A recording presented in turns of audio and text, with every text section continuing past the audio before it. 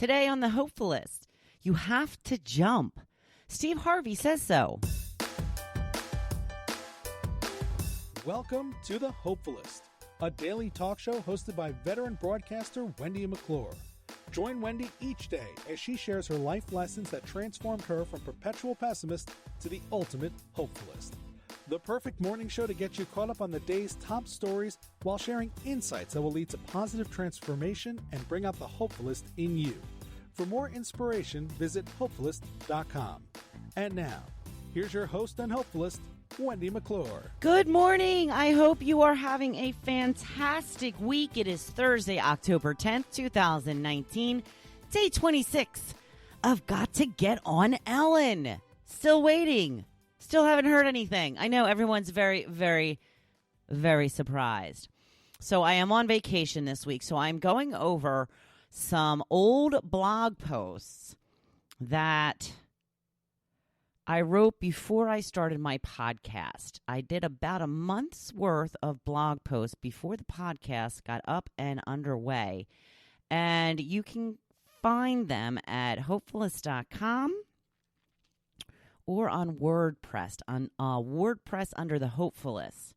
So today I wanted to talk to you about making the jump. So don't forget that this was either before I lost my job or around when I lost my job, because I think the one I'm going to do for tomorrow will be the blog post I wrote after I lost my job.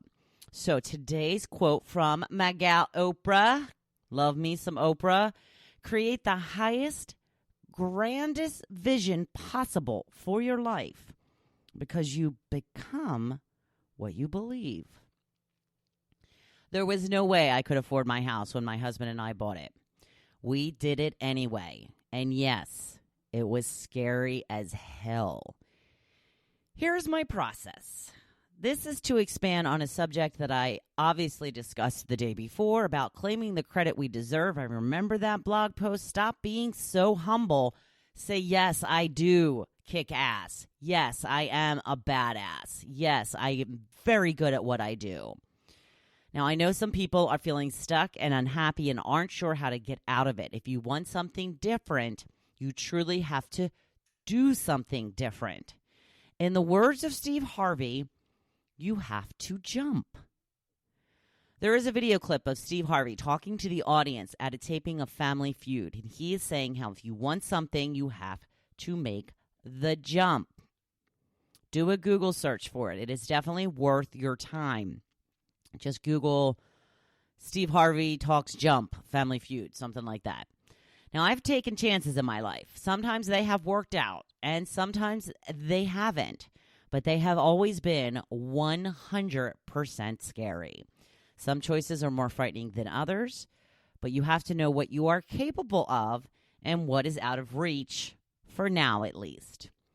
There's a book I read a few years ago that I consider to be my spiritual Bible. Apparently, this is the first time I have mentioned You Are a Badass by Jen Sincero. I love this book so much, and if you've been following along with me, you certainly know that. I have those little Post-it tags all over this book with my notes, and I try to read my highlighted parts once a week to remind me of all I want to do and what I need to do in order to get there. In fact, I have not read that in quite some time. I'm going to take that on vacation with me and reread all of my highlighted parts.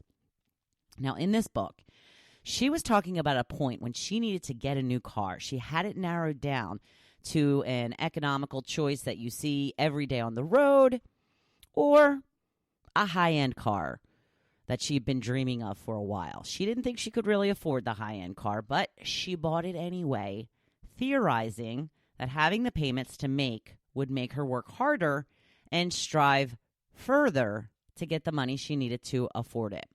This seemed ridiculous to me as someone who budgets everything and tries to never overextend when it comes to money. But something funny happened not long after I read the book. I bought a house that was way over budget. My husband and I had been looking for a house to purchase for about 6 months.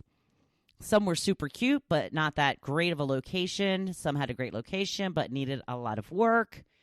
We were pre-approved for a mortgage that I already thought was way above what we should tackle. Then we ended up going about $20,000 over that. But lucky for us, we both have great credit scores thanks to my militant way of making sure the bills are paid on time. So one day I was kayaking along the lagoons in my neighborhood on my way out to the open, beautiful Barnegat Bay. And when you have a house on the water, they usually put a for sale sign in the back of the house as well so boaters can see it. So I caught sight of our eventual house during my trek. I went home, looked it up on Zillow. I didn't get the listing because, like I said, it was way out of our budget. In fact, I went home, I looked it up on Zillow. I put in a little bit more money, still couldn't find it. Put in a little bit more money, still couldn't find it. Put in a little bit more money, and I went, oh, there it is. But I called my realtor anyway and asked to go see it. I thought maybe we could lowball them and see what we could get away with. Walking into that house for the first time, into this house that I'm sitting in right now, was like a dream. I just knew it was our house. It was older, but you could tell it was well taken care of, and it is very well taken care of. It had an amazing view of the water from the 2 sliding doors in the back of the house. I knew I would be able to sit on my couch and watch the boats go by. Is there anything better than that? And I do. I'm always watching the boats go by. Now, I wanted this house. After much negotiation, it was still coming up quite a bit over our original budget. Now, I've seen house hunters and gasped when people went about 10 or 20 grand over budget. So what the heck was I doing? Going a lot more than that over. I just knew this was my house, though, and I was going to do whatever it took to get it. We got the house. We scaled down on a cable package. We stripped down the monthly bills as much as we could. We stopped going out to eat. We were prepared to be house poor because our house is amazing and in the best location. So if you have to be house poor, this is the place to do it. Then something amazing happened. A radio job opened up. I had been out of the business for a few years. I wasn't making much money or loving what I was doing. Was hired immediately with an increase in salary of about $25,000 a year. Not that I made a lot of money. That's just how little I had been making. We still weren't on Easy Street. We still rarely went out, but it was still worth it. My husband recently started working more hours. We were finally making some progress, putting some money away when I lost my job. But you know what? I'm not that worried about it yet. Talk to me in 6 months and I may be freaking out. It is now 6 months. I am freaking out a little bit. A little bit. Not totally freaking out. But we've got a little money in the bank. I have faith that all will work out. I've got my writing plans and the launch of my podcast coming up. A launch of my podcast. 124 episodes today. Yeah, moving and grooving.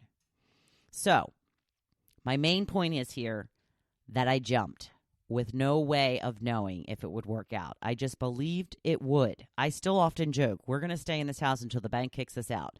We have made every mortgage payment so far. In fact, we've made extra mortgage payments. So, I am not suggesting in any way, shape, or form that you go out and buy stuff you can't afford. Only you truly know what you can pull off and what you can't.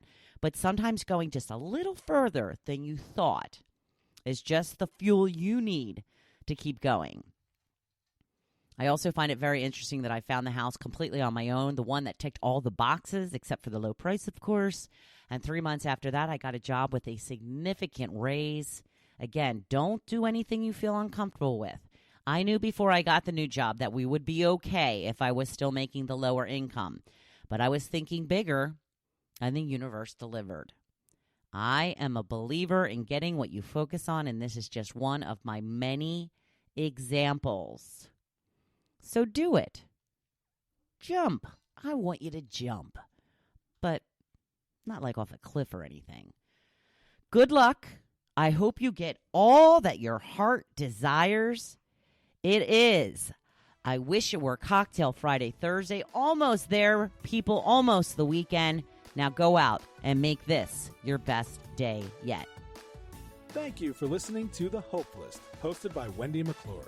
For more inspiration, please visit Hopefulist.com. Thanks, and we'll see you tomorrow on The Hopefulist. Ellen, have me on your show.